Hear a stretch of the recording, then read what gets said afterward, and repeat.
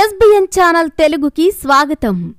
బావిలో పడ్డ గొర్రె పిల్లలను రక్షించబోయి గొర్రెల కాపరి మృతదేహాన్ని బయటకు తీసిన గజ ఈతగాళ్లు.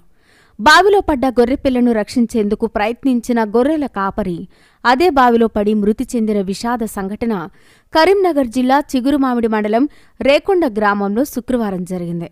గ్రామస్తుల కథనం మేరకు వివరాలు ఇలా ఉన్నాయి.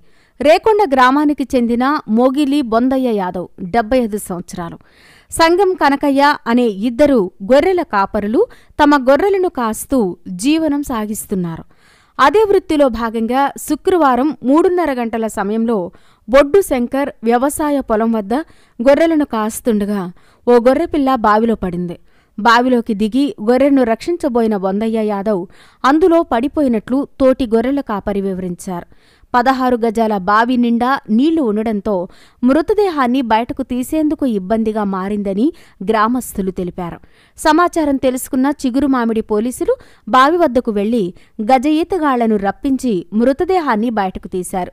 మృతుడి కుటుంబ సభ్యులు ఇచ్చిన ఫిర్యాదు మేరకు కేసు నమోదు చేసుకుని దర్యాప్తు చేస్తున్నట్లు పోలీసులు తెలిపారు.